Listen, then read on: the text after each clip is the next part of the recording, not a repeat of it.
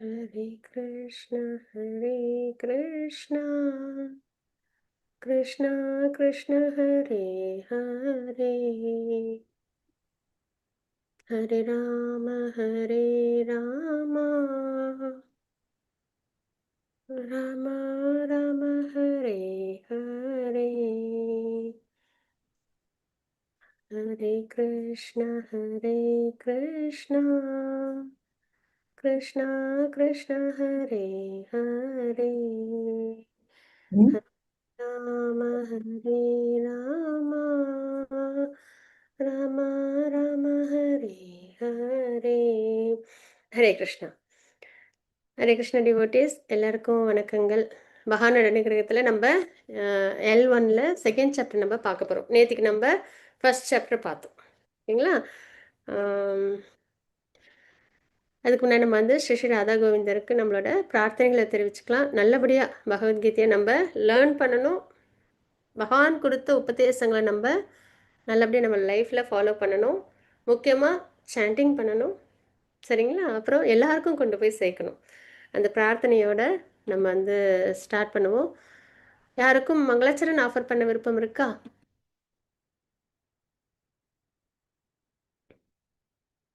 Okay, நான் offer பண்ணுறேன். ஹரே கிருஷ்ணா. ஓம் நமோ பகவதே வாசுதேவாய. ஓம் நமோ பகவதே வாசுதேவாய. ஓம் நமோ பகவதே வாசுதேவாய. ॐ अज्ञानतिमिरान्धस्य ज्ञानाञ्जनशलाकया चक्षुरुन्मिलितं येन तस्मै श्रीगुरुवे नमः। श्रीचैतन्यमनोभीष्टं स्थापितं येन भूतले स्वयं रूप गदामह्यं ददाति स्वपदान्तिकं। वन्देऽहं श्रीगुरुश्रीयुतपदकमलं श्रीगुरुन् वैष्णवांश्च श्रीरूपं साग्रजातं सहगण रघुनाथान्वितं तं सजीवं साद्वैतं सावधूतं परिजनसहितं कृष्णचैतन्यदेवं श्रीराधा कृष्णपादान् सहन ललिता श्रीविशाखान्वितांश्च। हे कृष्ण करुणा सिन्धु दीनबन्धो जगत्पते गोपेश गोपिकान्त राधाकान्त नमोऽस्तुते। तप्तकाञ्चन गौराङ्गी राधे वृन्दावनेश्वरी वृषभानुसुते देवी प्रणमामि हरिप्रिये। वाञ्छाकल्पतरूपस्य कृपा सिन्धुभयेव च पतितानां पावनेभ्यो वैष्णवेभ्यो नमो नमः। नमो विष्णुपादाय कृष्णप्रस्थाय भूतले श्रीमते भक्तिवेदान्त स्वामिनिते नामिने। नमस्ते सरस्वती देवे गौरवाणी प्रचारिणे निर्विशेष शून्यवादी पौष्यत्य देशतारिणे। जय श्री कृष्ण चैतन्य प्रभु नित्यानंद श्री अद्वैत गदाधर श्रीवासादि गौर भक्तवृंद। हरे कृष्णा कृष्ण कृष्ण हरे हरे, हरे राम राम राम हरे हरे.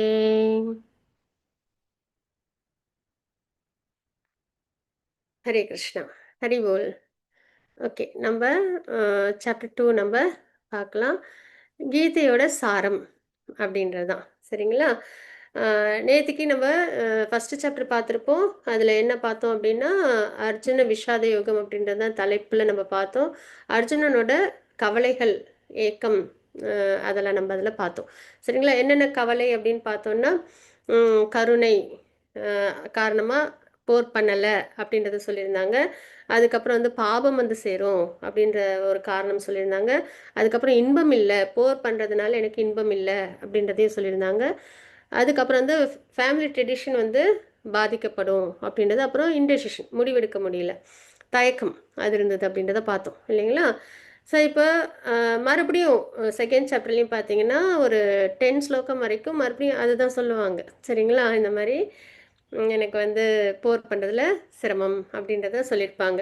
பீஷ்மர் துரோணாச்சாரியர்லாம் அழிக்கிறது வந்து அவ்வளோ உகந்தது கிடையாது அப்படின்றத சொல்லியிருப்பாங்க.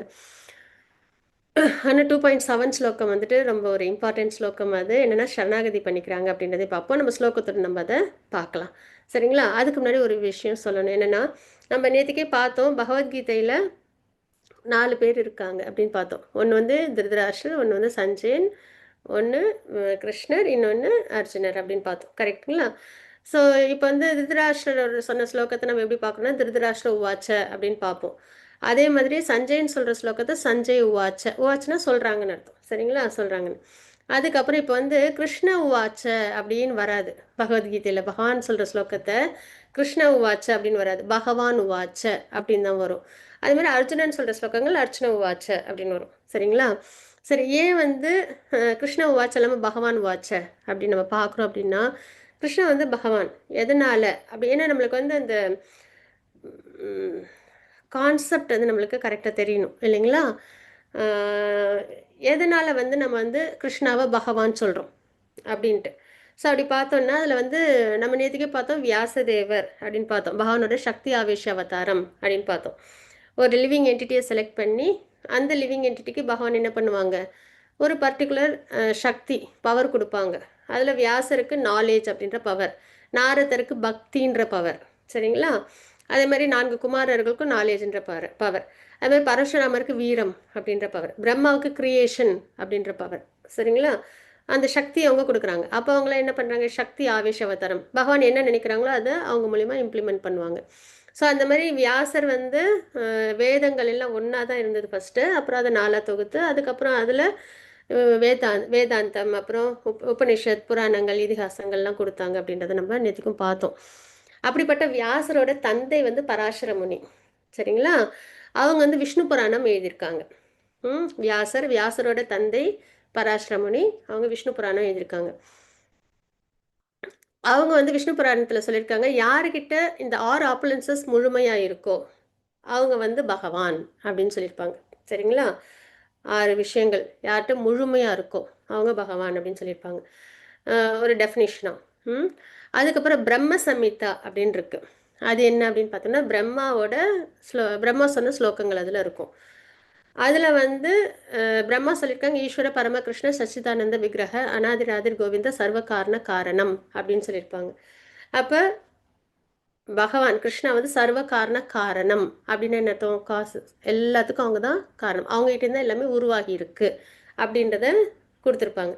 பிரம்மா யாரு அப்படின்னு பார்த்தோம்னா, இந்த 14 பிளானட்டரி சிஸ்டம் இருக்குல்ல, நம்ம இருக்கோம் இல்லையா, இந்த ஜட உலகம், இதை கிரியேட் பண்ணவங்க. சரிங்களா? அதுக்கப்புறம் நம்ம கண்டிஷன் சோல் நம்மளாம் இருக்கோமா ஜீவாத்மாக்கள், இதுலேயே வந்து ரொம்ப அதிகப்படியான தப்பஸ், நல்ல ஆஸ்ட்ரிட்டி ஃபாலோ பண்ணவங்க தான் பிரம்மாவாக வர முடியும். சரிங்களா? இதெல்லாம் நம்ம போக போக பார்ப்போம். அப்படிப்பட்ட பிரம்மா என்ன சொல்லியிருக்காங்கன்னா, பகவான் தான் சர்வ காரண காரணம்னு சொல்லியிருக்காங்க. அப்புறம் பகவத்கீதையும் அர்ஜுனனும் என்ன சொல்லியிருக்காங்கன்னா, 10th சாப்டரில் பரம்பிரம்ம பரந்தாமன்னு சொல்லி பகவான் வந்து சுப்ரீம் அப்படின்றத சொல்லியிருப்பாங்க. அதே ஸ்லோகத்திலே நாரதர், வியாசர், தேவலர் இவங்களாமும் சொல்லியிருக்காங்க அப்படின்றத அங்கேயும் அவங்க மென்ஷன் பண்ணியிருப்பாங்க. பகவானையும் பகவத்கீதையில் சொல்லியிருப்பாங்க, அகம் சர்வஸ்ய பிரபவோ அப்படின்னு சொல்லி ஸ்லோகத்தில் சொல்லியிருப்பாங்க. என்கிட்டேருந்து எல்லாம் உருவாகி இருக்கு அப்படின்றத சொல்லியிருப்பாங்க. ஸோ இப்போ வந்து நம்ம பகவத்கீதையில்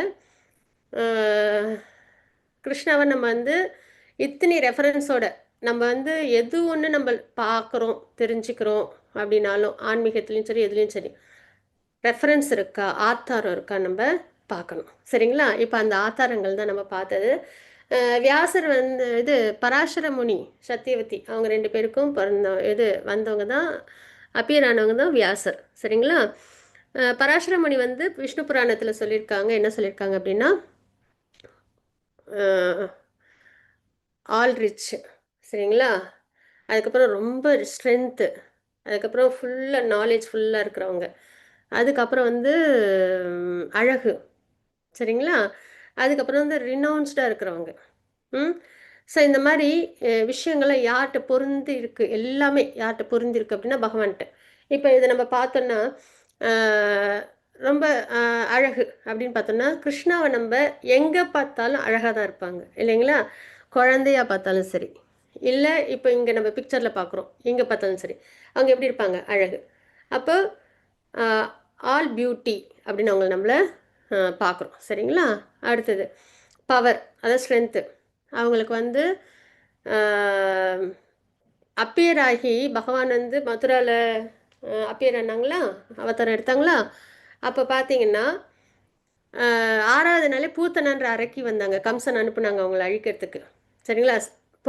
அதாவது அப்பியர் ஆகி 6 டேஸ்லேயே. அப்போ அவங்கள என்ன பண்ணுறாங்க, அவங்க அழிக்கிறாங்கன்றதை பார்க்குறோம். அதே மாதிரி அவங்க விருந்தாவனில் இருந்தப்போ நிறைய டீமன்ஸ் தான் கம்சன் அமுச்சிக்கிட்டே இருந்தாங்க. எல்லாரையும் பகவான் என்ன பண்ணாங்க, ஒன்று ஒன்றா அழிச்சிக்கிட்டே வந்தாங்க. ஏன்னா அவதாரத்தோட ரகசியமே அதுதான் இல்லையா? என்னன்னா நிறைய பூமியில் அசுரர்களோட ஆதிக்கம் அதிகமாயிடுச்சு, அதனால நீங்கள் வந்து எங்களை பாதுகாக்கணும் தான் தேவர்கள்லாம் முறையிடுறாங்க. அதனால பகவான் வந்து அப்பியர் ஆகுறாங்கன்றதை பார்க்குறோம். ஸோ அந்த வகையில் கம்சன் நிறைய ஹரே கிருஷ்ணா நிறைய டீமன்ஸை வந்து அசுரர்கள் அனுப்புகிறாங்க. அப்போ எல்லாரையும் பகவான் அழிக்கிறாங்க. இப்போ நம்ம பார்த்தோம்னா பகவான் வந்து மதுரா இது விருந்தாவன்லேருந்து மதுராவுக்கு போகிறப்போ அவங்களுக்கு ஏஜ் வந்து 11. அதுக்குள்ளேயே இத்தனை டிமனையும் அழிக்கிறாங்க பகவான். சரிங்களா? இன்னொன்று, அவங்க கையில் ஏதாவது ஆயுதம் இருக்கான்னு பார்த்தா கிடையாது. நம்ம எல்லா தேவர்களை நம்ம பார்த்தாலும் எல்லா தேவர்கள்கிட்டயும் ஒரு ஒரு ஆயுதம் இருக்கும். நம்ம நல்லா கவனிச்சோம் அப்படின்னா தேவர்கள் கையில் எல்லார்கிட்டையுமே ஒரு ஆயுதம் இருக்கும் இல்லைங்களா?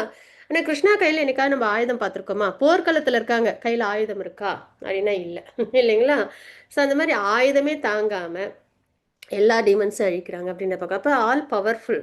அப்புறம் கோவர்தன் மலையை அவங்க என்ன பண்ணுறாங்க, 7 நாள் சுண்டு விரல், இந்த இடது சுண்டு விரலில் தாங்கி பிடிக்கிறாங்கன்றதை பார்க்குறோம் மலையை. 7 நாள் கண்டினியூஸாக. சரிங்களா? ஸோ அந்த வகையில் ஸ்ட்ரென்த்து அப்படின்னு பார்த்தோன்னா பகவான் ஆல் பவர்ஃபுல் அப்படின்னு பார்க்குறோம். அதே மாதிரி நாலேஜ். சரிங்களா?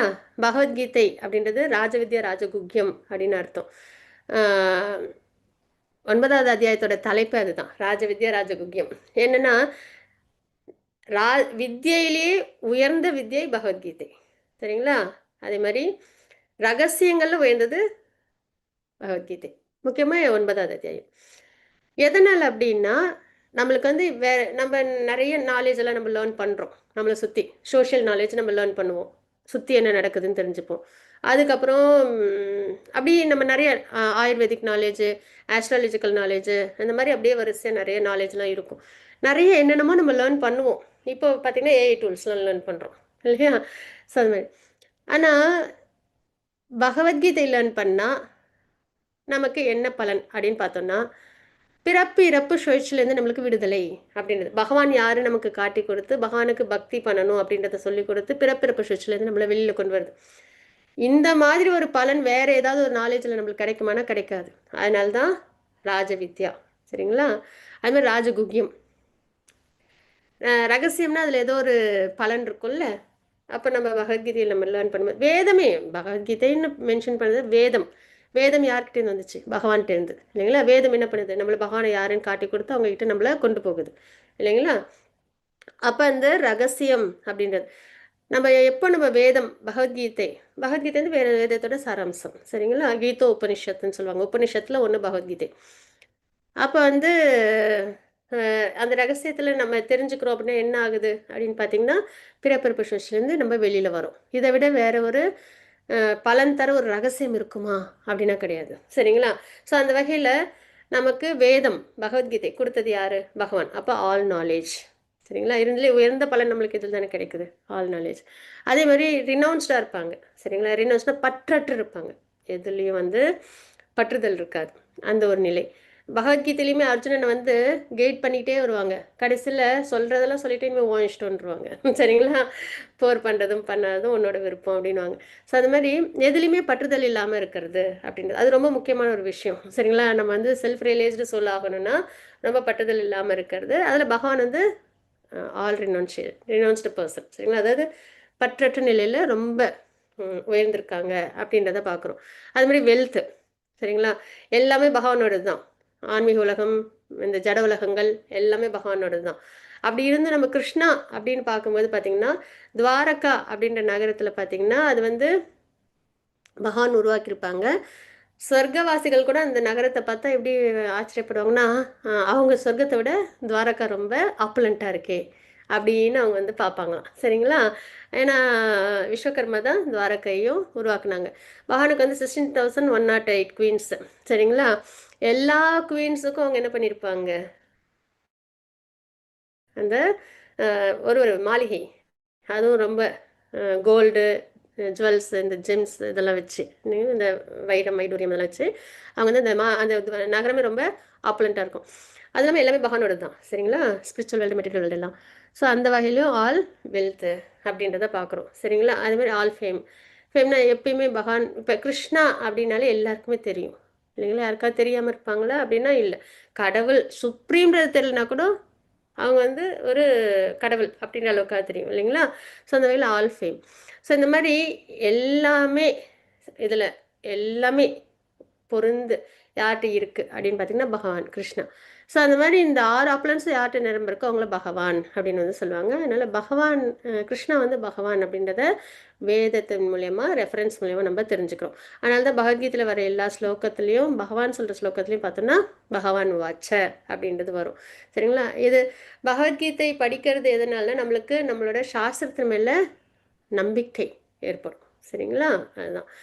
ஆம், ஏன்னா அது அவசியம். சரிங்களா? ஏன்னா நம்மளுக்கு பர்த் டெத் லைஃப் சைக்கிள்லேருந்து வெளியில் வரணும்னா கண்டிப்பாக நம்பிக்கையோட நம்ம படிக்கணும். யாருக்கும் ஸ்லோகம் வாசிக்க விருப்பம் இருக்கா? பத்மா மாதாஜி? ஹரே கிருஷ்ணா. யாராவது ஸ்லோகம் வாசிக்கிறீங்கன்னா வாசிங்க. யாருக்காவது வாசிக்கணும்னு ஆசை இருந்தா ஓ வாசிங்க. ஹரே கிருஷ்ணா மாதாஜி ஹரே பிரணாம். கிருஷ்ணா. ஹரே கிருஷ்ணா மாதாஜி. ஹரே மூர்த்தி கிருஷ்ணா. மாதாஜி எந்த எந்த ஹரே ஸ்லோகம் கிருஷ்ணா வாசிக்கிறீங்க மாதாஜி? மாதாஜி. 2.7. செவனா ஆ, ஏழா? yes. ஹரே ஆ, கிருஷ்ணா மாதாஜி. ஓகே மாதாஜி.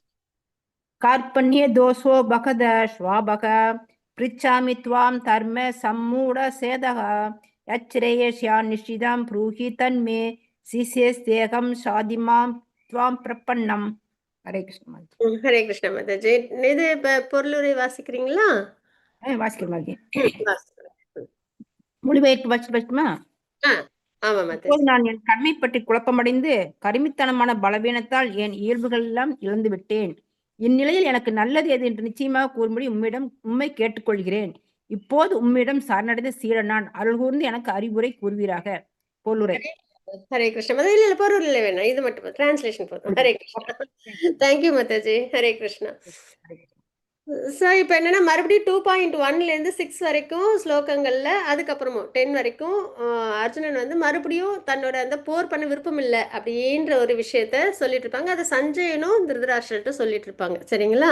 அந்த மாதிரி வருது ஃப்ளோ. இப்போ 2.7 ஸ்லோகத்தில் என்ன ஆகுது அப்படின்னா, இதை வந்து சரணாகதி ஸ்லோகம்னு சொல்லுவாங்க. 18.66ம் சரிங்களா?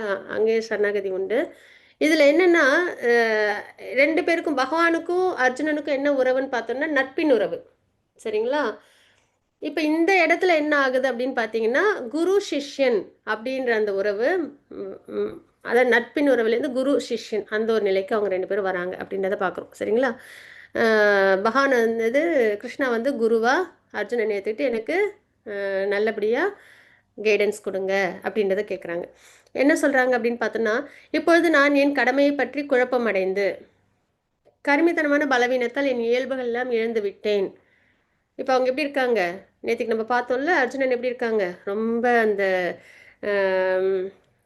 படபடப்பு, போர் பண்ணுறதுல ஒரு இது விருப்பம் இல்லாமல் ரொம்ப தளர்ந்து தேரில் அப்படி அமர்ந்திருக்காங்க நம்ம பார்த்தோம் இல்லைங்களா? அந்த நிலையில் அவங்க வந்து என்னோட இயல்புகள் எல்லாம் நான் இழந்து விட்டேன். ஏன்னா பீஷ்மர துரோணாச்சாரியரை எல்லாரையும் வம்சத்தில் அப்புறம் நிறைய சோல்ஜர்ஸ் கிங்ஸ் எல்லாம் அழிக்கணுமே அப்படின்னு அவங்க ரொம்ப வேதனைப்படுறாங்க. இந்நிலையில் எனக்கு நல்லது எது என்று நிச்சயமாக கூறும்படி உண்மை கேட்டுக்கொள்கிறேன் அப்படின்றத சொல்கிறாங்க. சரிங்களா? இப்போ இந்த இந்த கடமை அப்படின்றது அவங்களுக்கு என்னென்னா, ஒரு சத்திரியனா அவங்களோட கடமை என்னென்னா தர்மத்தை பாதுகாக்கணும் இல்லைங்களா? ஒரு சத்திரியன் என்ன பண்ணணும்? அதர்மம் தலை தூக்குது அப்படின்னா அந்த அதர்மத்தை அழிச்சிட்டு தர்மத்தை நிலைநிறுத்தணும். அது மாதிரி பகவானுக்காக அவங்க ஆட்சி பண்ணணும், செயல்கள் பண்ணணும் இல்லைங்களா? அப்போ இவங்க அதை தான் பண்ணணும். இப்போ போர் பண்ணணும், அதர்மத்தை எதிர்த்து இவங்க போர் பண்ணணும். ஆனால் இவங்களுக்கு இப்போ குழப்பம் வந்துருச்சு. பண்ணலாமா கூடாதா? குரு எப்படி அழிக்கிறது? பீஷ்மர் எப்படி அழிக்கிறது? குலத்தை எப்படி நம்ம வந்துட்டு நாசம் பண்ணுறது? ஏன்னா எல்லாரும் இருக்காங்களே, நிறைய கிங்லாம் இருக்காங்களே, சோல்ஜர்ஸ்லாம் இருக்காங்களே. அதனால் இப்போ வந்து அவங்களுக்கு சிரமமாக இருக்குது. சரிங்களா?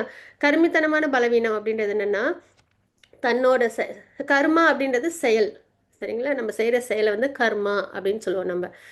அப்போ அந்த செயலோட பலனை நினச்சி இந்த மாதிரி நான் போர் பண்ணால் இந்த விஷயம் பாபம் வரும், சந்தோஷம் இல்லை, எல்லாரும் அழிஞ்சு போயிடுவாங்களே, குலம் வந்து நாசமாயிடுமே இப்படின்றதெல்லாம் அந்த செயலோட பலனை நினச்சி என்ன இருக்காங்க இவங்க தன்னோட இயல்புகள் எல்லாம் இழந்துட்டாங்க அர்ஜுனர். சரிங்களா? அதை சொல்கிறாங்க. இப்போ இந்த நிலையில் நான் இருக்கேன், எனக்கு எது நல்லது அப்படின்றத எனக்கு நிச்சயமாக நீங்கள் சொல்லணும். நல்லது எதுவோ அதை சொல்லுங்க அப்படின்னு சொல்லி தன்னை பகவான்கிட்ட சமர்ப்பிக்கிறாங்க. நீங்கள் எனக்கு குருவாக இருந்து எனக்கு கைடன்ஸ் கொடுங்க அப்படின்ட்டு. இப்போது உம்மிடம் சரணடைந்த சீடன் நான். அருள் கூர்ந்து எனக்கு அறிவுரை கூறுவீராக. எப்படி கேட்குறாங்க? ஹம்பலாக கேட்குறாங்க. நேற்றுக்கே நம்ம பார்த்தோம் அர்ஜுனன் எப்படிப்பட்டவங்க? வித்தையில ரொம்ப சிறந்தவங்க, குணத்துல ரொம்ப சிறந்தவங்க, பக்தியில ரொம்ப சிறந்தவங்க எப்படி இருக்காங்க?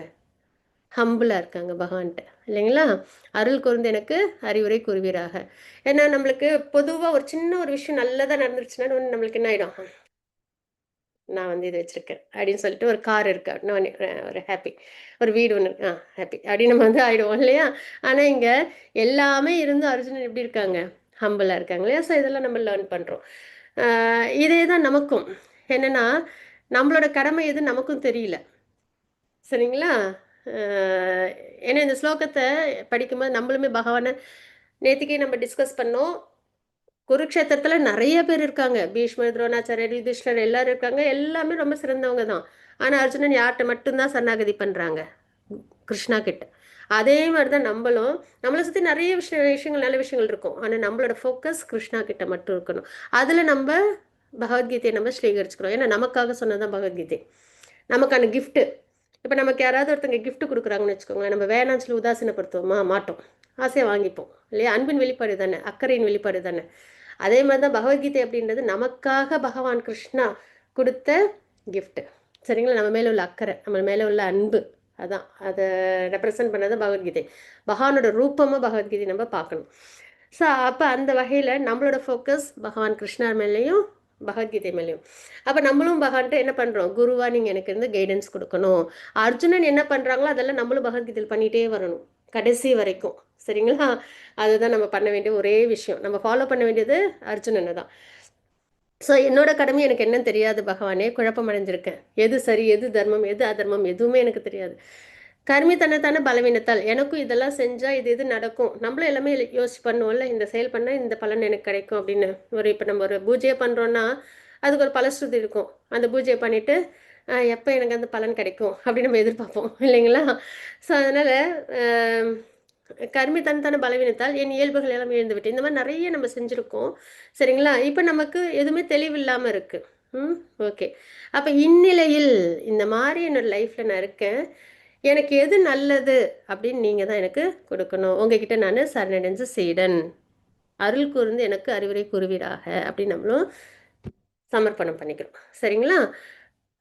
ஸோ இது வந்து ரொம்ப இம்பார்ட்டண்ட்டான, க்ளோஸ் டு ஹார்ட்டான ஒரு ஸ்லோகம். பகவத்கீதை இம்பார்ட்டண்ட்டு, அதில் இந்த 2.7 ஸ்லோகம் இம்பார்ட்டண்ட். ஸோ இப்போ குழப்பம் அப்படின்றது வந்ததுனால என்னாச்சு? சரணாகதின்றது வருது இல்லைங்களா? ஸோ அதை நம்மளும் தெரிஞ்சுக்கிறோம். இது வந்து நம்ம நேத்திக்கு பார்த்தது தான். இந்த 5 விஷயங்கள் அர்ஜுனன் சொல்லியிருந்தாங்க இல்லையா? எனக்கு இந்த இந்த விஷயங்கள்னால எனக்கு போர் பண்ணுறதுல சிரமம் இருக்குது அப்படின்னு, அதுதான் நம்ம இங்கே பார்க்குறோம். ஸோ அந்த வகையில் இதில் இப்போ நம்ம லெவல் 1ன்றதுனால 1 ஹவர் கிளாஸ்ன்றதுனால நம்ம ஒரு ஓவர்வியூவாக தான் பார்க்குறோம், சரிங்களா? எல்லா ஸ்லோக்கமும் நம்ம பார்க்குறதில்ல. L2ல அப்புறம் L5ல இன்னும் நல்லபடியாக நீங்கள் லேர்ன் பண்ணுவீங்க. இப்போ என்னென்னா முதல் பாடம் என்ன பகவத்கீதையில் அப்படின்னு பார்த்தோன்னா, நான் சரீரமல்ல ஆத்மா அப்படின்றது தான், சரிங்களா? ஏன்னா நம்மளுக்கு ஆன்மீகத்திலே நம்ம ஃபஸ்ட்டு எல்கேஜி பாடம் என்ன அப்படின்னு பார்த்தோம்னா, நான் சரீரமல்ல ஆத்மா அப்படின்றது தான். ஏன்னா சரீரத்துக்கும் ஆத்மாவுக்கும் என்ன வித்தியாசம் தெரிஞ்சாதான் ஆத்ம நிலையிலேருந்து நம்ம யாருக்கு பக்தி பண்ணணும், எப்படி பக்தி பண்ணணும் அப்படின்றது நம்மளுக்கு ஒரு தெளிவு ஏற்படும், சரிங்களா? எப்படி இப்போ வந்து நம்ம குழந்தைங்கள நம்மளும் குழந்தை இருந்தப்ப ஏபிசிடி 1 2 3 படித்தோம். அதுதான் பேஸு. நம்ம பிஹெச்டி பண்ணாலும் அதுதான் பேஸு இல்லைங்களா? அது மாதிரி ஆன்மீகத்தில் நம்மளுக்கு ஃபஸ்ட்டு ஒரு தெளிவான விஷயம் தெரிஞ்சுக்கணும்னா அது வந்து நான் சரீரம் அல்ல ஆத்மா. அதில் நம்ம ரொம்ப தெளிவாக நம்ம இருக்கணும், சரிங்களா? அப்போ முதல் பாடம் என்ன அப்படின்னா, நம்ம வந்து வெறும் இந்த சரீரம் அல்ல, ரசாயன கலவை அப்படின்றது டிரான்ஸ்லேஷனில் அப்படி வந்திருக்கு. அதாவது சரீரம் அல்ல அப்படின்றது தான் நம்ம இங்கே தெரிஞ்சுக்கிறோம். மனித உடலில் உள்ள வேதியியல் பொருட்களின் சந்தை மதிப்பு வெறும், இப்போ நம்ம சரீரத்தை எல்லாம் முடிஞ்சதுக்கப்புறம் கொடுத்தா இவ்வளவு தான் அதோட வேல்யூ இருக்கும் அப்படின்றது தான் இங்கே வந்து நம்ம பார்க்குறோம், சரிங்களா? அதே மாதிரி நான் தலை என்று சொல்வதில்லை, என் தலை அப்படின்னு தான் நம்ம சொல்கிறோம் இல்லைங்களா? இப்போ வந்து நான் கைன்னு சொல்லுவேன்னா இல்லை என்னுடைய கை அப்படின்னு சொல்கிறேன்னா, இப்போ நம்ம எல்லாரும் அப்படி தான் சொல்லலையா? என்னோட தலை வலிக்குது, என்னோட கை வந்துட்டு ஏதோ ஒன்று, சரி சரிங்களா? என்னோட கை, என்னோட கால் அப்படின்னு தான் நம்ம சொல்லுவோம் இல்லைங்களா? அப்போ அது என்னுடையன்றது என்ன அப்படின்னு நம்ம என்னைக்காவது யோசிச்சிருக்கோமா? அப்படின்னா அதுதான் அந்த என்னுடைய, என்னுடைய கை, என்னோட தலை அப்படின்னு நம்ம சொல்கிறோம்ல. அந்த என்னுடையன்றது என்ன, அது எதை குறிக்குது அப்படின்னா அதுதான் அந்த ஆத்மா, சரிங்களா? அப்போ சரீரம் வேறு ஆத்மா வேறுன்றது நம்மளுக்கு தெரியுது. ஆட்டோமேட்டிக்காக நம்ம அப்படி தான் இருக்கோம். ஆனால் அதை ரியலைஸ் பண்ணாமல் அதை நம்ம பேசிக்கிட்டே இருக்கோம் இல்லைங்களா? உடைமை வேறு உடையவன் வேறு அப்படின்றது. உணர்ச்சிகள் வெறும் ரசாயன மாற்றங்கள் அல்ல அப்படின்றத நம்ம பார்க்குறோம். காண்பவன் வந்து ஆத்மா அப்படின்றது. அதாவது இது ரொம்ப ஒரு நல்ல அண்டர்ஸ்டாண்டிங் வேணும் அப்படின்னா என்னென்னா, நம்ம சயின்ஸில் படிச்சிருப்போம். லிவிங் என்டிட்டி நான் லிவிங் என்டிட்டின்னு படிப்போம் இல்லையா? நம்ம குழந்தைங்களுக்கும் அதை நம்ம சொல்லி கொடுத்துருப்போம். அப்போ லிவிங் என்டிட்டினா என்ன அப்படின்னா, மரம், செடி, கொடி, விலங்குகள், ஹியூமன்ஸ் அப்படின்னு நம்ம சொல்லுவோம். அதுவே நான் லிவிங் என்டிட்டிஸ் அப்படின்னா மலை, ஆறு, கடல் அப்படின்னு நம்ம பார்ப்போம் இல்லைங்களா? இப்போ ரெண்டுத்துக்கும் என்ன வித்தியாசம் அப்படின்னு சயின்ஸில் கேட்டாங்கன்னா, இதில் வந்து உயிர் இருக்குது, இதில் வந்து உயிர் இல்லை அப்படின்னு சொல்லுவோம். அப்போ சயின்ஸ்லேயே நம்ம படிக்கிறோம் உயிர் இருக்குது, உயிர் உயிர் உள்ளது, உயிர் அற்றது அப்படின்ட்டு. ஆனால் அந்த உயிர் அப்படின்றதுக்கு சயின்ஸில் ஏதாவது நம்மளுக்கு வந்து தெரியுமானா தெரியாது. ஏன்னா அது வந்து நம்மளால் என்ன பண்ண முடியாது, பார்க்கலாம் முடியாது இல்லைங்களா? அப்போ அதுக்கு உயிர் அப்படின்ற ஒன்று நம்ம படிக்கிறோம்ல, சயின்ஸில் நம்ம படிக்கிறோம், அதுக்கு அதை பற்றி தெரிஞ்சுக்கணும், அதோட நிலை என்ன, அதோட நேச்சர் என்ன தெரிஞ்சுக்கணும், அதுக்கு நம்மளுக்கு ஆன்மீகம் தான் உதவும். சரிங்களா? அந்த வகையில் ஆத்மா அப்படின்றதோட நாலேஜு நம்ம வந்து பகவத்கீதையில் 2.11 ஸ்லோகத்துலேருந்து 30th ஸ்லோகம் வரைக்கும் ஆத்மான என்ன அப்படின்றத பகவான் வந்து ரொம்ப அழகாக நமக்கு கொடுத்துருப்பாங்க உபதேசம். சரிங்களா? அதே மாதிரி ஆத்மான்றது என்ன அப்படின்னா சச்சித்தானந்த ஸ்வரூபம்னு அர்த்தம். சரிங்களா? சத்துனா எட்டர்னல், எப்பயும் இருக்கிறது. சித்துனா பூர்ண அறிவுடையது. சரிங்களா? அப்புறம் ஆனந்தம் அப்படின்றது என்ன, பரமானந்தம். இதுதான் ஆத்மாவோட அடையாளம். சத்துனா எப்பயும் இருக்கும், அழிவே கிடையாது, நம்ம எல்லாம் எப்பயுமே இருப்போம், அதுதான். அப்புறம் சித்துன்றது பூர்ண ஞானமுடையவங்க. அறியாமைன்றது ஆத்மால கிடையவே கிடையாது. சரிங்களா? ஞானத்தோடு இருக்கும் ஆத்மா. அது மாதிரி எப்பயும் பரமானந்த நிலையில தான் இருக்கும். ஹாப்பினஸ் கூட கிடையாது, மகிழ்ச்சியாக இருக்கும் ஆத்மானா கிடையாது, பரமானந்தத்தில் தான் இருக்கும். அது நம்மளாலே ஃபீல் பண்ண முடியும். நம்ம ஏதாவது நம்ம பூஜை புனஸ்காரம் பண்ணோன்னா நம்ம எப்படி இருப்போம், பிரச்சனை இருக்க தான் செய்யும், ஆனாலும் எப்படி இருப்போம், ஹாப்பியாக இருப்போம் இல்லைங்களா? பிரச்சனை சரியாயிடுச்சுன்னா இன்னும் சரியாக இருக்காது. ஆனால் ஒரு கோயிலில் போய் ஒரு டைம் ஒரு 1/2 hour நம்ம ஸ்பெண்ட் பண்ணிட்டு வந்தோம், ஒரு அர்ச்சனை பண்ணிட்டு ஒரு பூஜை பண்ணிட்டு வந்தோம் அப்படின்னா ஒரு ஹாப்பினஸ் வரும். எதனால்னா ஆத்மா வந்து எப்பயுமே அந்த பக்தியில் தான் அது வந்து அந்த இன்பத்தை வந்து நம்ம உணர முடியும். சரிங்களா? ஸோ அந்த மாதிரி அந்த பரமானந்த நிலை அப்படின்றது ஆத்மாவில் இருக்கும். அதே இந்த சரீரம் எப்படி நம்ம வந்துட்டு பார்க்குறோம் அப்படின்னா, சரீரம் வந்து 2 வகையில் இருக்கும். ஒன்று வந்து கிராஸ் பாடின்னு சொல்லுவாங்க. என்னென்னா இந்த பஞ்சபூதங்கள்லாம் ஆனது. இப்போ நம்மலாம் பார்க்குறோம் இல்லையா சரீரம், இதெல்லாம் வந்து பஞ்சபூதங்கள்னால ஆனது. நிலம், நீர், நெருப்பு, காற்று, ஆகாயம், இந்த 5 விஷயத்தினால ஆனது. இதுக்குள்ளார பார்த்திங்கன்னா சூக்ஷ்ம சரீரம்னு ஒன்று இருக்கும். அது என்ன அப்படின்னு பார்த்தோம்னா மனம், புத்தி, அகங்காரம், இதெல்லாம் படிப்பீங்க. சரியா? இன்னும் நிறைய இருக்குது படிக்கிறதுக்கு. ஸோ சரீரம்ன்றது வேறு, ஆத்மான்றது வேறு. ஆத்மா எப்பயும் இருக்கக்கூடியது, சரீரம் அழியக்கூடியது அப்படின்றத நம்ம நாலேஜை நம்ம லேர்ன் பண்ணுறோம். சரிங்களா? இப்போ இந்த ஸ்லைடில் நம்ம பார்க்குறது வந்து 2.13 ஸ்லோகம். சரிங்களா? தேகினோஸ்மின் ஏதா தேகே அப்படின்ற ஸ்லோகத்தில் நம்ம பார்க்குறோம். மறுபிறவி இருக்கு அப்படின்றத நம்ம இந்த ஸ்லோகத்தில் நம்ம தெரிஞ்சுக்கிறோம். சரிங்களா? அதுதான் என்ன அப்படின்னு பார்த்தோம்னா, இப்போ வந்து நம்ம வந்து ஒரு குழந்தை பார்க்குறோம். அதே ஒரு 5 years கழிச்சு பார்த்தோன்னா அந்த குழந்தை வந்து ஒரு கொஞ்சம் வளர்ந்துருக்கும் இல்லையா? 5 வயசு ஒரு பாலகன் மாதிரி இருக்கும். அதே ஒரு 20-25 வயசில் பார்த்தீங்கன்னா இந்த மாதிரி மாறி இருக்கும் அதோட சரீரம் வந்து இந்த மாதிரி மாறி இருக்கும். கரெக்டாக? அதே வந்து கொஞ்சம் மிடில் ஏஜ் ஒரு 40-45-50 அப்பையும் கொஞ்சம் தளர்வடைஞ்சிருப்பாங்க. அதே ஒரு 60-80 வயசில் பார்த்தீங்கன்னா நல்ல தளர்வடைஞ்சிருப்பாங்க. ஆரம்பத்தில் இப்படி இருக்கும் சரீரம், அப்புறம் அப்படியே கொஞ்சம் கொஞ்சமாக என்ன ஆகுது, மாற்றம் அடையுது, சரீரத்தில் மாற்றம் ஏற்படுது. கடைசியில் என்ன ஆகுது, சரீரம் டீகம்போஸ் ஆகிடுது, டெத் அப்படின்றது வருது. பர்த் அப்போ இப்படி இருக்கும், டெத் அப்போ கம்ப்ளீட்டாக சரீரம் வந்து இந்த ஓல்ட் ஏஜில் இருக்கும் இல்லைங்களா?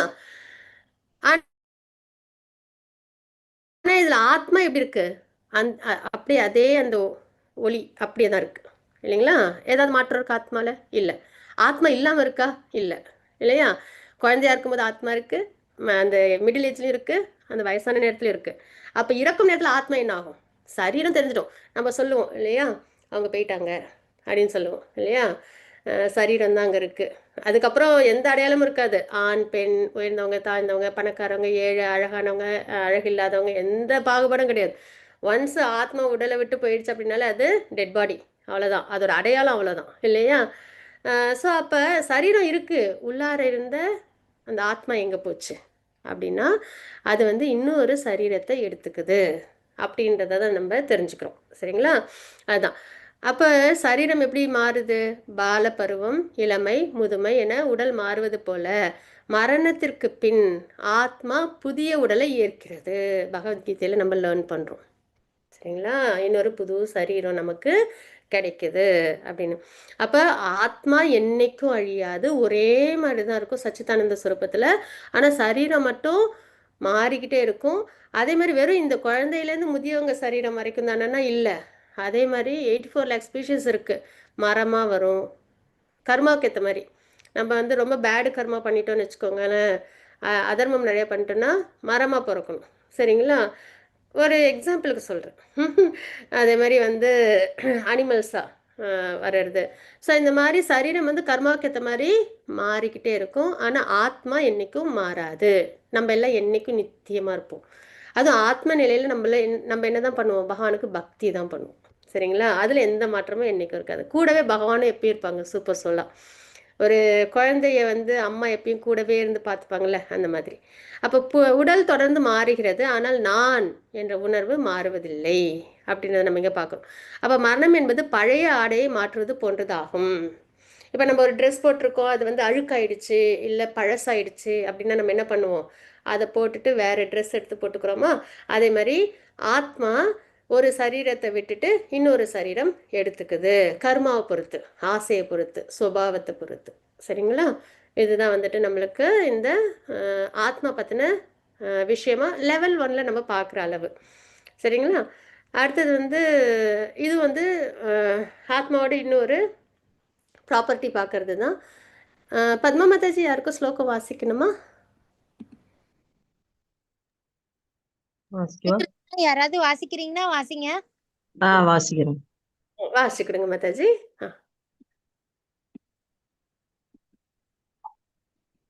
ஸ்க்ரீன்ல தெரியுதுங்களா?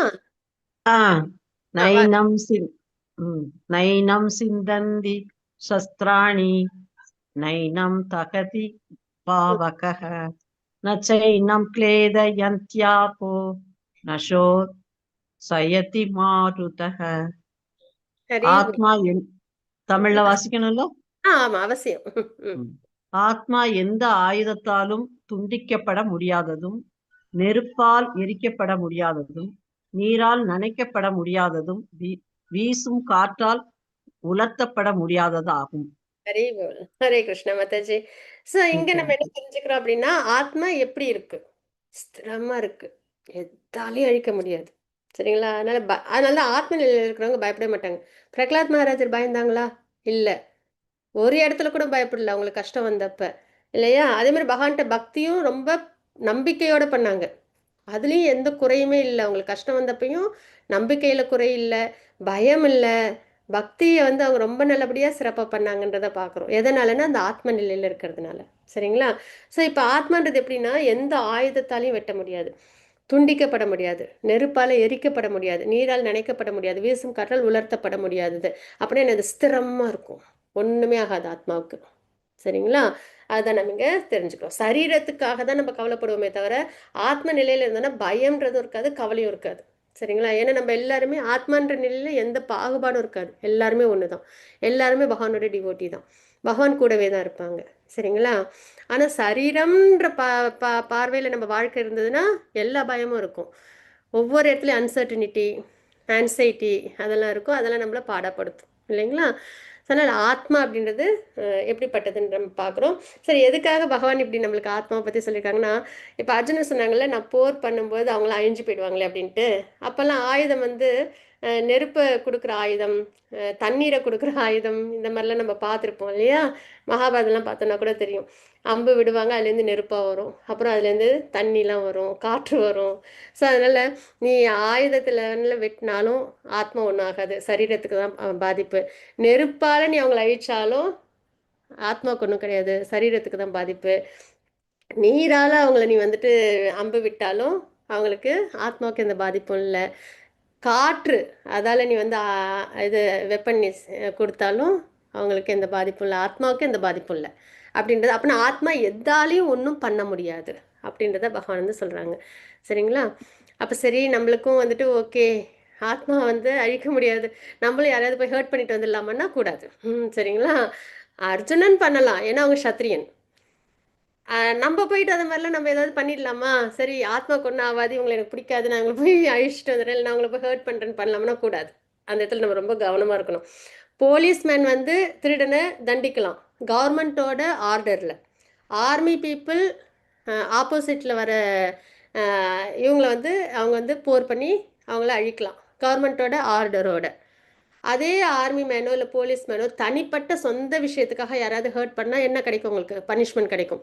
அதே வந்து அவங்க வந்து கவர்மெண்ட்டுக்காக கவர்மெண்ட்டோட அனுமதியோட அவங்க பண்ணுறாங்கன்னா என்ன என்ன கிடைக்கும்? அவங்களுக்கு மெடல் கிடைக்கும் இல்லையா? அது மாதிரி தான் சத்திரியன்றதுனால பகவான் வந்து அவங்கள்ட்ட நீ உன்னோட கடமையை செய்யலாம், தப்பில்லை அப்படின்னாங்க. ஆனால் நம்ம என்ன பண்ணக்கூடாது? யாரையும் நம்ம ஹர்ட் பண்ணக்கூடாது. சரியா? ஹரே கிருஷ்ணா. தவறான இரக்கம் அப்படின்றது தான் பார்க்குறோம். முழுகும் மனிதனின் சட்டைக்காக அழுவது முட்டாள்தனம், அழியும் உடலுக்காக அழுவதும் அதுவே அப்படின்றத பார்க்குறோம். இப்போ ஒருத்தவங்க வந்து தண்ணிக்குள்ளார விழுந்துடுறாங்க, சரியா? முழுக போகிறாங்க. நம்ம வந்து அவங்களோட சட்டை முழுகுதுன்னு கவலைப்படுவோமா, இல்லை அந்த பர்சன், அந்த அந்த ஒரு மனிதன் முழுகிறாங்களேன்னு கவலைப்படுவோமா? மனிதன் முழுகிறாங்களேன்னு தான் கவலைப்படுவோமே தவிர சட்டை போகுதுன்னு நான் கவலைப்பட மாட்டோம் இல்லையா? அதே மாதிரி தான் சரீரத்துக்காக கவலைப்படுறன்றது அவ்வளோ உயர்ந்த விஷயம் கிடையாது, அது மாறிக்கிட்டே தான் இருக்கும். அதனால் சரீரத்தை நம்ம ரொம்ப உயர்ந்ததாக கவனிக்க வேண்டாம் அப்படின்றத சொல்கிறாங்க. ஆன்மாவை ஆயுதங்களால் வெட்டவோ நெருப்பால் எரிக்கவோ காற்றால் உலர்த்தவோ முடியாது, அது அழிவற்றது அப்படின்றத நம்ம இங்கே பார்க்குறோம். சரிங்களா? இது வரைக்கும் நம்ம பார்த்தது ஆத்மா பற்றி. இப்போ நம்ம பார்க்கறது வந்து இன்பம் அப்படின்றத நம்ம பார்த்தோம் இல்லையா? இன்பம் இல்லைன்னு சொல்லியிருந்தாங்க இல்லையா அர்ஜுனன், போர் பண்ணுறதுனால இன்பம் இல்லைன்னு. அதுக்கான ஸ்லோகம் தான் பார்க்குறோம். ஹரே கிருஷ்ண. பத்மா மாதாஜி யாரும் ஸ்லோகம் வாசிக்கிறாங்களா? யாராவது வாசிக்கிறீங்களா? हरे कृष्णा माता जी, प्रणाम माता जी। பிரணாம் ஸ்ரீவித்யா மாதாஜி, வாசிச்சு கொடுங்க. ஹரே கிருஷ்ணா. ततो वा प्रप्स्यसि स्वर्गं जित्वा वा प्रोक्ष्यसे महीम् तस्मात् उत्तिष्ठ कौन्तेय युद्धाय कृतनिश्चयः। குந்தியின் மகனே, களத்தில் நீ கொல்லப்பட்டால் ஸ்வர்க்கத்தை அடையலாம், வெற்றி பெற்றால் இவ்வுலகினை அனுபவிக்கலாம். எனவே உறுதியுடன் எழுந்து போர் புரிவாயாக. ஹரே கிருஷ்ணா மாதாஜி. ஹரே கிருஷ்ண மாதாஜி, ஹரி போல். ஓகே, இப்போ இந்த ஸ்லோகத்தில் நம்ம என்ன தெரிஞ்சுக்கிறோம்னா, போர் பண்ணால் எனக்கு சந்தோஷம் இல்லைன்னு சொல்லியிருந்தாங்க இல்லையா? அப்போ பகவான் சொல்கிறாங்க, போர் பண்ணுறதுனால உனக்கு நன்மை தான் அப்படின்றத சொல்கிறாங்க. போர் பண்ணலைன்னா தான் உனக்கு சிரமம். ஏன்னா நீ வந்து இப்போ போர் பண்ணலை அப்படின்னு சொல்லிட்டேன்னா அர்ஜுனா, திருதராஷ்டிரனோட பிள்ளைங்களும் மற்றவங்களும் என்ன சொல்லுவாங்கன்னா, நீ இரக்கத்தினால போரை விட்டு போயிட்டேன்னு சொல்ல மாட்டாங்க, பயந்து போய் போரை விட்டு போயிட்ட அப்படின்னு சொல்லுவாங்க. ஏன்னா வந்து அவங்ககிட்ட 11 அக்ரோனி சேனை இருக்குது, அவங்ககிட்ட பலம்லாம் அதிகமாக இருக்குது, அதனால போர்லேருந்து விலகி போகிற அப்படின்னு சொல்லுவாங்க. அப்போது உன்னோட திறமையை நிந்திக்கும் போது உனக்கு அதை விட ஒரு வேதனை தரக்கூடிய விஷயம் வேறு எதுவும் இல்லை, அதுதான் உன்னை ரொம்ப வேதனைப்படுத்தும். அதனால் நீ போர் பண்ணலனா தான் உனக்கு இன்பம் இல்லை, போர் பண்ணால் உனக்கு கண்டிப்பாக இன்பம் உண்டு அப்படின்றத பகவான் சொல்கிறாங்க. அதுதான் என்னென்னா போர்க்களத்தில், ஏன்னா இப்போ இந்த மகாபாரத போரில் ஒரு சத்திரியன் வந்து நேர்மையான முறையில் போர் பண்ணுறாங்க தர்மப்படி அப்படின்னா, அவங்க அந்த போரில் வந்து இறந்தாலும் அவங்க வந்து சொர்க்கத்தை தான் அடைவாங்க. சரிங்களா? ஒருவேளை வின் பண்ணாங்கன்னா ராஜ்யம் கிடைக்கும் அவங்களுக்கு. ஒரு சத்திரியன் போர் பண்ணுறாங்க, போரில் வெற்றி பெற்றால் ராஜ்யம் கிடைக்கும். தோல்வி அடைஞ்சாங்கன்னா அதுவும் தர்மப்படி அவங்களோட டியூட்டியை செய்கிறாங்க அப்படின்னா அவங்களுக்கு சொர்க்கம் கிடைக்கும். சரிங்களா? இதுதான் வந்து கொடுக்கப்பட்டிருக்கு. அப்படின்னும்போது இங்கே அதான் பகவான் சொல்கிறாங்க, போர்க்களத்தில் நீ கொல்லப்பட்டால் சொர்க்கத்தை அடைஞ்சிடுவேன், சந்தோஷம். இல்லை வெற்றி பெற்றேன்னா உனக்கு இந்த ஹஸ்தினாபுரமும் இந்திரபிரஸ்தமும் ராஜ்யமும் கிடைக்கும். அப்போ நீ தோத்தாலும் உனக்கு சந்தோஷம்தான், அதே மாதிரி ஜெயிச்சாலும் உனக்கு சந்தோஷம்தான். அதனால் உறுதியோடு எழுந்து போர் பண்ணு அப்படின்னு பகவான் வந்து சொல்கிறாங்க. அப்போ போர்லேருந்து விலகிப்போன்னு சொல்லலையா? அதே தான் நமக்கு வாழ்க்கையில். இந்த வாழ்க்கை போராட்டமான வாழ்க்கை, அதுலேருந்து நம்ம விலகி போகிறதுன்றது உயர்ந்தது கிடையாது. அதில் இருந்து வாழ்க்கையை நம்ம எப்படி நம்ம ஹேண்டில் பண்ணுறோம் சேலஞ்சஸை அப்படின்றதான். அதை தர்மப்படி கிருஷ்ண பக்தியில் நம்ம பண்ணும்போது நம்மளுக்கும் என்ன ஆகும்? பகவானோட லோக்கமே நமக்கு போகிற ஒரு பாக்கியம் கிடைக்கும். சரிங்களா? அதுதான். அப்போ 2 பக்கமும் வெற்றி.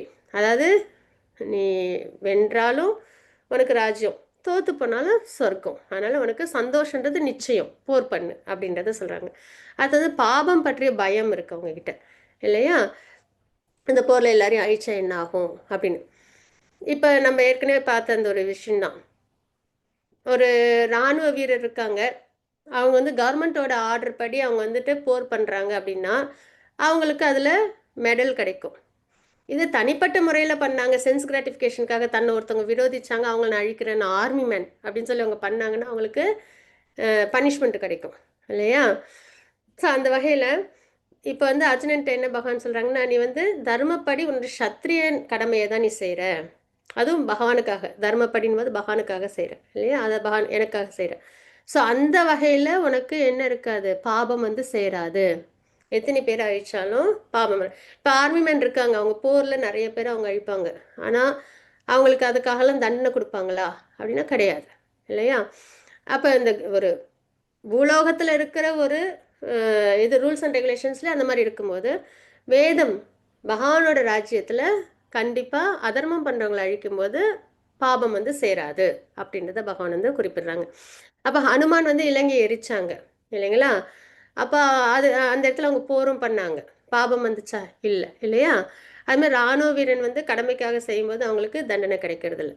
அப்போ இறைவனுக்காக அல்லது கடமைக்காக, அதாவது தர்மப்படி செய்யப்படும் செயல்களுக்கு கர்ம வினை கிடையாது அப்படின்றத பார்க்குறோம் ரொம்ப தெளிவாக. சரிங்களா? அது மாதிரி எலி மற்றும் விளக்கின் கதை இது வந்து என்ன அப்படின்னா, இப்போ ஹனுமான் என்ன பண்ணாங்க, ராமருக்காக அவங்க தன்னோட செயல்களை பண்ணாங்கன்னு பார்க்குறோம். இது வந்து பத்மபுராணத்தில் ஒரு கதை இருக்குது. என்ன அப்படின்னா, இது எதுக்காக அப்படின்னா, இந்த மாதிரி பக்தி மார்க்கத்தில் தர்மப்படி நம்ம வாழ்க்கையை வாழ்ந்து பக்தி மார்க்கத்தில் நம்ம சின்ன சின்ன விஷயங்கள் செஞ்சாலும் அதில் நம்மளுக்கு குறைவோ தாழ்வோ கிடையாது அப்படின்றத அர்த்தம். சரிங்களா? இப்போ நம்ம உண்டியலில் காசு போடுறோம், அது கொஞ்ச நாள் நிறுத்திடுறோம், மறுபடியும் கொஞ்ச நாள் கழித்து காசு போடுறோம். அப்போ அது என்ன ஆகும், எங்கே நிறுத்தினோமோ அங்கேருந்து அது அப்படியே ஃபில் ஆக ஆரம்பிக்கும் இல்லைங்களா? அது மாதிரி தான் பக்தின்றது. ஏன்னா பக்தி வந்து சரீரம் சார்ந்த விஷயம் கிடையாது. சரீரம் சார்ந்த விஷயம்தான் அந்த பிறவியோட முடிஞ்சிடும். இப்போ நம்ம வந்து எல்லாரும் ஒரு ஒரு படிப்பு படிச்சிருப்போம், அந்த படிப்பு இந்த பிறவியோட முடிஞ்சிடும். அடுத்த பிறவி நம்மளுக்கு பை சான்ஸ் மனித பிறவியாக கிடைச்சி, நான் போன பிறவியில் அந்த படிப்பு படிச்சிருந்தேன், நான் இந்த பிறவிலே அதே நான் வச்சுக்கிறேன் அப்படின்னு சொல்ல முடியுமா? நான் டாக்டராக இருந்த போன ஜென்மத்தில் இந்த ஜென்மத்தில் நான் டாக்டராகவே இருந்துக்கிறேன்னு சொல்ல முடியுமா? முடியாது. சரீரத்தோட அந்த படிப்பு போயிடும், அந்த ஞானம் போயிடும்.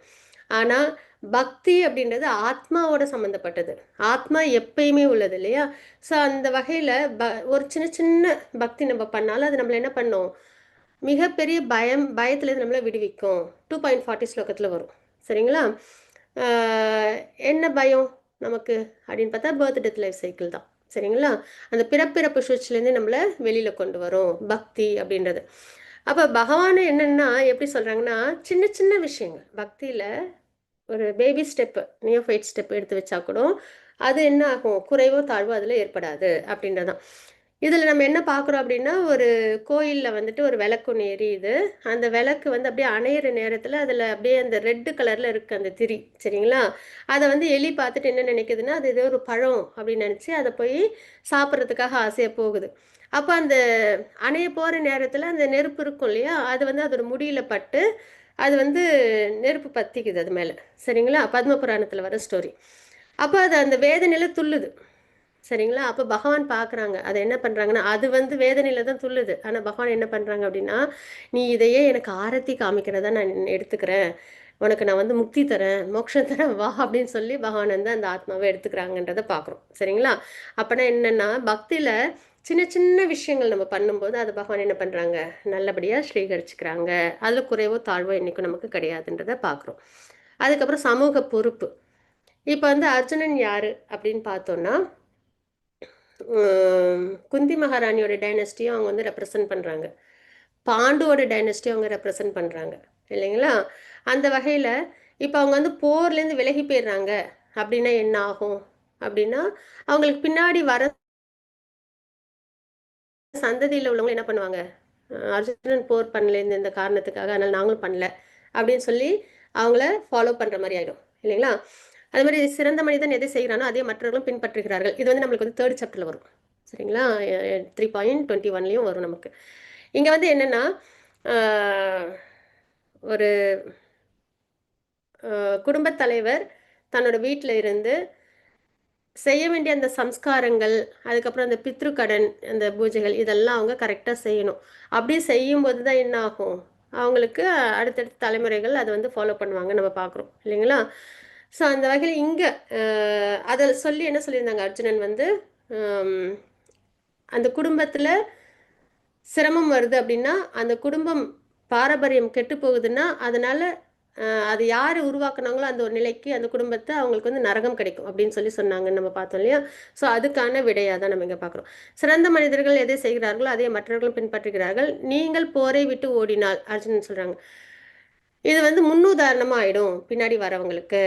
அதனால நீங்க வந்து உங்களோட கடமையை செய்யணும். நீ உன்னோட கடமையை செய் அர்ஜுனா அப்படின்றத சொல்றாங்கன்றத பார்க்குறோம். சரிங்களா?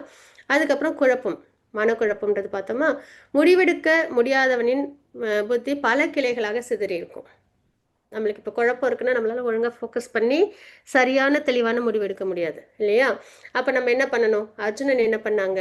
பகவான்கிட்ட சரணாகதி பண்ணாங்க. அதே தான் நம்மளுக்கும் பகவான்கிட்ட சரணாகதி பண்ணணும். அப்போ பகவத்கீதை நானே புக்கை வாங்கி கடையில் வாங்கி படித்து நானே வந்துட்டு பக்தி பண்ண முடியுமானா முடியாது. அதுக்கு நம்மளுக்கு என்ன வேணும்? ஒரு பானஃபைட் பரம்பரா வேணும். சரிங்களா? அந்த பானஃபைட் பரம்பரா மூலயமா நம்ம படிக்கும்போது பகவான் என்ன உபதேசம் பண்ணாங்களோ அதே முறையில் எப்படி பக்தி பண்ணணுமோ அதே முறையில் நம்மளுக்கு சொல்லி தருவாங்க. ஸோ அந்த வகையில் குரு அவங்ககிட்ட நம்ம ஒரு நம்மளுக்கு லைஃப்பில் வந்துட்டு ஒரு ஃபேமிலி டாக்டர், ஃபேமிலி வக்கீல், ஃபேமிலி இது இந்த இதெல்லாம் நிறைய இருக்காங்க இல்லையா? இந்த டேக்ஸுக்கெல்லாம் கூட வச்சுருப்போம் இல்லையா? ஸோ அந்த மாதிரிலாம் வந்துட்டு வச்சுக்கிறதுன்றது சரீரம் சார்ந்த விஷயத்துக்கு. ஆனால் ஒருத்தவங்களுக்கும் கண்டிப்பாக ஒருத்தவங்க இருக்கணும். ஒரு ஃபேமிலியில் குரு அப்படின்றவங்க இருக்கணும். சரிங்களா? அப்போ அந்த மாதிரி இருந்தால் தான் நம்ம சரியான முறையில் ஹியூமன் லைஃப்பை வாழ்ந்து நம்ம பகவான்கிட்ட அடைய முடியும். ஸோ அந்த வகையில் குரு அப்படின்றவங்க நம்ம ஆப்ஷனல் நினைக்கக்கூடாது. கண்டிப்பாக நம்மளுக்கு குருன்றவங்க வேணும். அவங்க தான் நம்மளை நல்லபடியாக பக்தியில் கையை பிடிச்சி கூட்டிட்டு போய் பகவான்கிட்ட நம்மளை சேர்ப்பிப்பாங்க. அப்படின்னு அதுவும் என்ன மாதிரி குருவாக இருக்கணும்? ஃபேக் குருவா? இல்லை, அதுலேயும் நம்ம கவனிக்கணும். பரம்பரையில் வராங்களா, வேதத்தில் அங்கீகரிக்கப்பட்டிருக்கா அப்படின்றத பார்த்து நம்ம குரு பரம்பரையை எடுக்கணும். அது மாதிரி பார்த்தோன்னா 4 பரம்பரை பானஃபைட் பரம்பரை இருக்குது. ஒன்று வந்து பிரம்மகௌடி சம்பிரதாயம், இஸ்கான் ஃபாலோ பண்ணுறது. இன்னொன்று ஸ்ரீ சம்பிரதாயம், ராமானுஜாச்சாரியர் கொடுக்கறது. இன்னொன்று வந்து ருத்ர சம்பிரதாயம், சரிங்களா, விஷ்ணு சுவாமி அவங்க மூலியமாக வர பரம்பரை. இன்னொன்று வந்து குமார சம்பிரதாயம், நிம்பகாச்சாரியார் மூலியமா வர்றது. இதெல்லாம் வந்து நார்த் சைடில் இருக்கும். இந்த குமார சம்பிரதாயம், ருத்ர சம்பிரதாயம் இதெல்லாம். இஸ்கான் ஃபாலோ பண்ணுறது பிரம்மகௌடிய சம்பிரதாயம். சரிங்களா? ஸோ அந்த மாதிரி பானஃபைட் பரம்பராவில் வர குரு மூலியமாக நம்ம பக்தி பண்ணணும் அப்படின்றத நம்ம தெரிஞ்சுக்கிறோம். சரிங்களா? அப்போ நம்மளோட அந்த குழப்பங்கள்லாம் நம்மளை விட்டு விலகும். ஸோ இந்த மாதிரி வந்து பக்தி அதுதான் சிறந்தது அப்படின்றத சொல்லிட்டு வரும்போது அர்ஜுனன் வந்து கொஷின் கேட்பாங்க. அப்போ வந்து ஒரு பக்தியில் சிறப்பாக இருக்கிறவங்களோட அடையாளம் எப்படிலாம் இருக்கும் அப்படின்னு கேட்பாங்க. அதுதான் ஸ்தித பிரஜ்ஞன் அப்படின்னு சொல்லிட்டு ஸ்லோகங்கள் இருக்கு அதில். சரிங்களா? அது என்னென்ன அப்படின்னு பார்த்தோம்னா, அது என்னென்ன அப்படின்னு பார்த்தோம்னா, ஸ்தித பிரஜ்ஞன் அப்படின்றவங்க எப்படின்னா ரொம்ப ஸ்டேபிளாக பக்தியில் இருக்கிறவங்கள நம்ம வந்து சொல்லுவோம். சரிங்களா? L2ல இன்னும் நல்லபடியாக நம்ம பார்க்கலாம். ஆனால் இதில் ஒரே ஒரு ஓமையை நம்ம நல்லபடியாக பார்த்துப்போம். சரிங்களா? இப்போ வந்து ஆமை இருக்குன்னு வச்சுக்கோங்களேன். அதுக்கு வந்து ஏதாவது ஒரு ஆபத்து வருது அப்படின்னா அது என்ன பண்ணும்? அதோட அவயங்கள்லாம் உள்ளார கொண்டு போயிடும் இல்லைங்களா? தன்னை பாதுகாப்பாக வச்சுக்கும். அதுக்கப்புறம் அந்த ஆபத்து விலகினதுக்கப்புறம் அது மறுபடியும் நார்மல் லைஃப்க்கு வரும். அது மாதிரி நமக்கெல்லாம் பார்த்தீங்கன்னா இந்த சென்சஸ், மைண்டு, இன்டெலிஜென்ஸ்லாம் இருக்குல்ல, அது வந்து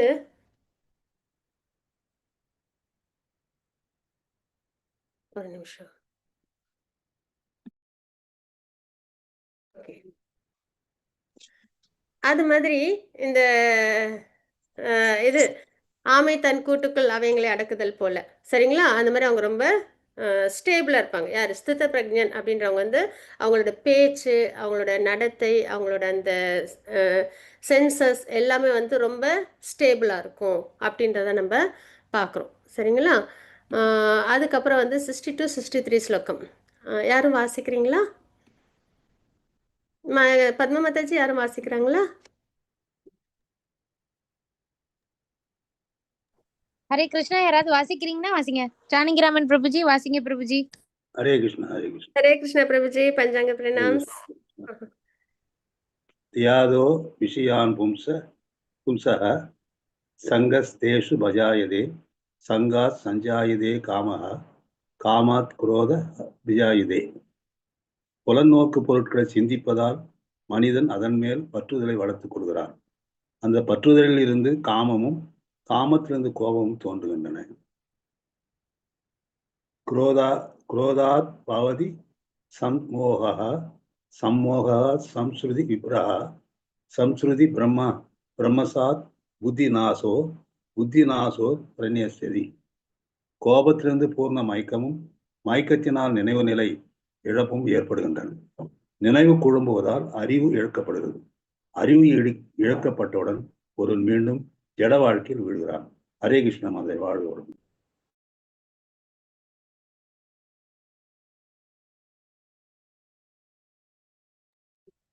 ஹரே கிருஷ்ண பிரபுஜி, பிரணாம்ஸ் பிரபுஜி. ஸோ இப்போ நம்ம இந்த ஸ்லோகம் நம்ம பார்க்குறோம் 2.62 63 ஸ்லோகங்கள், சரிங்களா? இது நம்ம வந்துட்டு இந்த ஒரு எக்ஸாம்பிள் வச்சு, இந்த ஒரு சார்ட் வச்சு நம்ம வந்து பார்த்துடலாம். என்ன அப்படின்னா, இது ரொம்ப இம்பார்ட்டன்ட் ஸ்லோகம். எல்லாமே இம்பார்ட்டண்ட்டு தான். நம்ம எங்கே தப்பு பண்ணுறோம் அப்படின்றத நம்மளுக்கு ரொம்ப அழகாக, நம்ம எங்கே ஃபால்டன் ஆகிறோம் அப்படின்றத நம்மளுக்கு ரொம்ப அழகாக பகவான் வந்து சொல்லி கொடுக்குறாங்க, சரிங்களா? என்ன அப்படின்னா, இங்கே நம்ம பார்க்குறோம் இல்லைங்களா, புலன்னோக்கு பொருட்களை சிந்திப்பதால், இதுதான் ஸ்டார்டிங் பாயிண்ட், சரிங்களா? புலன்னோக்கு பொருட்களை சிந்திப்பதால். இப்போ நமக்கு ஒரு பொருள் பிடிக்கும். இப்போ ஒரு குழந்தைக்கு என்ன பிடிக்கும் அப்படின்னா, ஒரு ஐஸ்கிரீம் பிடிக்கும், சாக்லேட் பிடிக்கும் ஒரு குழந்தைக்கு. அது மாதிரி பெரியவங்களுக்கு அவங்கவுங்களுக்கு விருப்பப்பட்ட மாதிரி இருக்கும் இல்லைங்களா? ஏதேதோ ஒரு விஷயத்தில் அவங்களுக்கு நாட்டம் இருக்கும். ஸோ அதை சிந்திக்கும்பொழுது மனிதன் அதன் மேல் பற்றுதலை வளர்த்து கொள்கிறான், சரிங்களா? ஆசை வந்து ஏற்படுது, பற்றுதல் ஏற்படுது.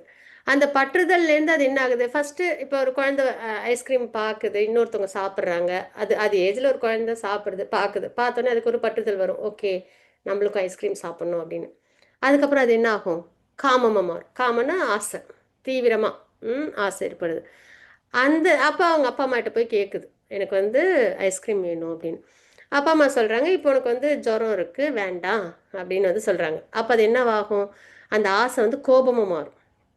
கோபமாக மாதிரி உருண்டு பரண்டு அழும், எனக்கு ஐஸ்கிரீம் வாங்கி கொடுத்தா தான் ஆச்சு, எனக்கு ஜுரம் இருந்தாலும் பரவாயில்ல வாங்கி கொடுத்தா தான் ஆச்சு அப்படின்னு.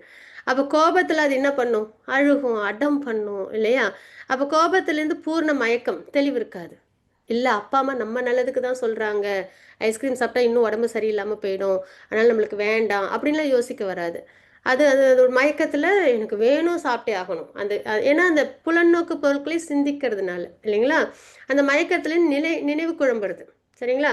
யாருமே கோபம் இருக்கும்போது நம்ம வந்து ரொம்ப நல்ல வார்த்தையெல்லாம் பேசி நல்ல ஒரு நம்மளுக்கு ஆப்போசிட்டில் உள்ளவங்களை ரொம்ப ஹாப்பியெல்லாம் ட்ரீட் பண்ண மாட்டோம் இல்லையா? ஏதாவது தவறுகள் பண்ணுவோம் இல்லையா? அப்போ நினைவு குழம்புவதால் அறிவு இழக்கப்படுகிறது. அப்போ பேச்சு வேறு மாதிரி இருக்கும், செயல் வேறு மாதிரி இருக்கும், எண்ணம் வேறு மாதிரி இருக்கும் இல்லையா? அறிவு இழக்கப்பட்டவுடன் என்ன ஆகுது, மீண்டும் வீழ்ச்சி அடைகிறோம், சரியா? ஜட வாழ்க்கையில் வீழ்ச்சி அடைகிறோம், சரிங்களா? அந்த குழந்தை என்ன ஆகுது, அப்புறம் அம்மாட்ட அடி வாங்கி சிரமப்படுது, அப்பா அம்மா கிட்ட இல்லைங்களா, திட்டு வாங்கி சிரமப்படுது. ஸோ அதே மாதிரி நம்ம வந்து இந்த புலநோக்கு பொருட்களை சிந்திக்கிறதுனால என்ன பண்ணுறோம், பற்றுதல், காமம் இதெல்லாம் ஏற்பட்டு கோபம் வந்து நம்ம அதர்மமான செயல்கள், தேவையில்லாத செயல்கள்லாம் செஞ்சு அதுக்கப்புறம் நம்ம கர்ம வினையை நிறைய சேர்த்து வச்சு மறுபடியும் இந்த பிறப்பிறப்பு சுழற்சியில் வீழுறோம் இல்லையா? அதை தான் வீழ்ச்சி அப்படின்னு நம்ம இங்கே பார்க்குறது. எப்படி வீழ்ச்சி அப்படின்னா, இப்போ ரொம்ப அதர்மம்லாம் பண்ணிட்டோம் அப்படின்னா 84 lakh ஸ்பீஷீஸ் இருக்குது, சரிங்களா? பகவானோட உருவாக்கத்தில் 84 lakh ஸ்பீஷீஸ், அதாவது இந்த நீர்வாழ் உயிரினங்கள், அப்புறம் வந்து இந்த ஊர்வன, அப்புறம் வந்து மரம் செடி கொடி, அப்புறம் பறவைகள், விலங்குகள், அந்த மாதிரி மனிதர்கள், அந்த மாதிரி 84 lakh ஸ்பீஷீஸ் இருக்குது. அப்போ நம்ம என்ன மாதிரி கர்மா பண்ணுறோமோ அதுக்கு ஏற்ற மாதிரி நமக்கு என்ன கிடைக்குது, சரீரம் கிடைக்கும். அப்போ நம்ம கஷ்டப்பட்டு நம்ம வந்து மனித பிறவிக்கு வந்திருப்போம். தசாவதாரத்தில் பார்க்குறோம் இல்லையா, மச்ச அவதாரத்துலேருந்து அப்படியே ஸ்டார்ட் ஆகும், கூர்மம், வராகம், நரசிம்மம் அப்படின்னு நம்ம பார்க்குறோம் இல்லைங்களா? ஸோ அது மாதிரி நம்மளோட ஜேர்னி வந்து நீர்வாயு உயிரினத்துலேருந்து ஆரம்பித்து சிரமப்பட்டு எல்லாத்தையும் க்ராஸ் பண்ணி நம்ம என்ன பண்ணுறோம், நம்ம ஒரு வழியாக ஹியூமன் லைஃபுக்கு வரோம். ஹியூமன் லைஃப்பில் மட்டும்தான் நம்மளுக்கு கர்ம பலன் உண்டு. ஏன்னா மற்ற இதில் நம்மளுக்கு அந்த கான்ஷியஸ்னஸ் இருக்காது. பகவத்கீதை படிக்கணும், பக்தி பண்ணணும், அதெல்லாம் நம்மளுக்கு தெரியாது. என்ன என்ன பிரதானமாக இருக்கும் அப்படின்னு பார்த்தோன்னா, நல்லா சாப்பிடணும், நல்லா தூங்கணும், நல்லா இனவிருத்தி பண்ணணும், நல்லா பொழுது போக்கிக்கணும், நம்மளை இப்போ சேஃப்டியாக வச்சுக்கணும், இவ்வளவு தான் இருக்கும் இல்லைங்களா? நல்லா சாப்பிட்ணும். எந்த உயிரினத்தை பார்த்தாலும், மனிதர்கள் இல்லை, பக்தி பண்ணாத மனிதர்களும் இதில் வந்துடுவாங்க. சரிங்களா? நல்லா சாப்பிட்ணும், நல்லா தூங்கணும், நல்லா இனவிருத்தி பண்ணணும், நல்லா நம்மளை பாதுகாப்பாக வச்சுக்கணும். இதை தான் தேடுமே தவிர ஒரு இது வேறு ஸ்பீஷீஸில் பக்தி பண்ணணும், யார் சுப்ரீம்னு தெரிஞ்சுக்கணும், நம்ம வந்து பர்த் டெத் லைஃப் சைக்கிள்லேருந்து வெளியில் வரணும், இந்த ஆசையெல்லாம் இருக்குமா அப்படின்னா மற்ற பிரிவுகளில் வராது, ஹியூமன் லைஃப்பில் மட்டும்தான் வரும். அதனால தான் நம்ம என்ன பண்ணோம், ஹியூமன் லைஃப்லேயும் ஹியூமன் சரீரத்தில் மறுபடியும் நம்ம தாழ்ந்த பிறவிகள் மாதிரி வாழக்கூடாது. நல்லா சாப்பிடணும், நல்லா தூங்கணும், நல்லா இனவிருத்தி பண்ணிக்கணும், நல்ல பாதுகாப்பாக இருந்துக்கணும். இதே நம்ம வாழ்ந்தோம்னா ஹியூமன் லைஃப்ல நம்ம என்ன பண்ணுறோம், அந்த மற்ற உயிரினங்கள் மாதிரி நம்மளும் வாழ்க்கை வாழறோம்னு அர்த்தம் இல்லைங்களா? அது மாதிரி இல்லாமல் நம்ம என்ன பண்ணணும்னா நம்மளை உயர்த்திக்கணும், பக்தி மார்க்கத்துக்கு உயர்த்திக்கணும். அப்போ நம்ம எப்படி இருக்கணும், புலநோக்கு பொருட்கள்லாம் ரொம்ப சிந்திக்காமல் அந்த சிந்தனையில் நம்ம பகவானை கொண்டு வரணும். சரிங்களா? பகவானை கொண்டு வந்து நல்ல பக்தி நம்ம பண்ணணும் அப்படின்றத நம்ம தெரிஞ்சுக்கிறோம். அந்த மாதிரி நம்ம பக்தி பண்ணும்போது என்ன ஆகும், நம்மளுக்கு இந்த வீழ்ச்சின்றது இருக்காது, நம்ம பகவான் லோகத்தை நம்ம அடைஞ்சிடலாம். அப்போ அதை நம்ம எப்படி பண்ணுறது அப்படின்னா, நடைமுறையில் கலியுகத்தில் நம்மளுக்கு நாம சங்கீர்த்தனம். சரிங்களா? அதுதான் நல்லபடியாக ஹரே கிருஷ்ண மகாமந்திரத்தை உச்சரித்தோம் அப்படின்னா நம்ம நல்லபடியாக நம்ம ஸ்பிரிச்சுவலாக ப்ராக்ரஸ் ஆக முடியும். ஏன்னா பகவான் நாமம்ன்றது, பகவான் வேறு பகவான் நாமம் வேறுன்றது கிடையாது. பகவானுக்கு எவ்வளவு சக்தி, அதே மாதிரி பகவான் நாமத்துக்கும் சக்தி அதிகம். நம்மளை பியூரிஃபை பண்ணும்.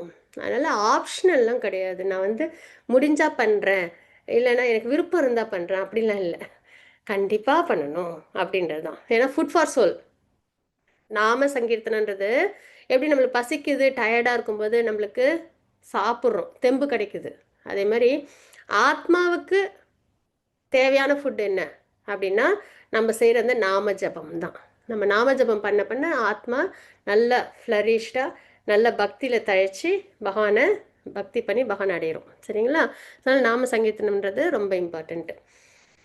இப்போ என்ன ஆகுது அப்படின்னு பார்த்தோம்னா, பகவான் அர்ஜுனன் என்னென்னலாம் காரணம் சொன்னாங்களோ போர் பண்ண விருப்பம் இல்லைன்னு அது எல்லாத்தையும் பகவான் வந்து உபதேசம் கொடுத்து அவங்கள தெளிவு ஏற்படுத்துகிறாங்க அப்படின்றத நம்ம இங்கே பார்க்குறோம். சரிங்களா? ஸோ இதுலேயே நம்மளுக்கு வந்து எல்லா கொஷினுக்கும் ஆன்சர் தெரியுது. ஆனால் இதுக்கப்புறம் வர்றதுலாம் நம்மளுக்கு இன்னும் பக்தியில் ப்ராக்ரஸ் ஆகிறதுக்கான சாப்டர்ஸ் தான். நல்லபடியாக நம்ம மகாநாடு அனுகிரகத்தில் நாளைக்கு 3rd சாப்டர் நம்ம பார்ப்போம். சரிங்களா? அதனால் நம்ம செய்ய வேண்டியது என்னென்னா நல்லபடியாக சாண்டிங் பண்ணணும்.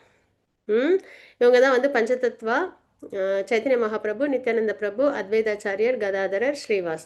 இவங்க வந்து நாரதரோட அவதாரம், இவங்க ராதாராணி அம்மாவோட அவதாரம், இவங்க பகவான் கிருஷ்ணாவோட அவதாரம், இவங்க வந்து பலராமரோட அவதாரம், இவங்க வந்து விஷ்ணு தத்துவா சிவ தத்துவாவோட அவதாரம். சரிங்களா?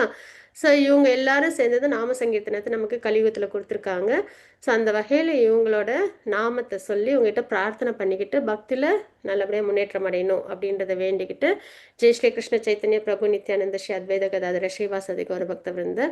ஹரே கிருஷ்ண கிருஷ்ண கிருஷ்ண ஹரே ஹரே, ஹரே ராம ராம ராம ஹரே ஹரே. வாஞ்சாகல்பதரூபஸ்ய கிருபா சிந்தூபயவச்ச பதிதானாம் பாவனேபியோ வைஷ்ணவேபியோ நம நமः. அனந்த கோடி வைஷ்ணவந்துக்கு ஜெய், ஸ்ரீல பிரபாத்க்கு ஜெய். ஹரே கிருஷ்ணா, ஹரி போல். யாருக்கும் எது ரிலேஷன் ஷேரிங்ஸ் இருந்ததுன்னா அவசியம் சொல்லணும், டவுட்ஸ் இருந்ததுனாலும் கேட்கணும்.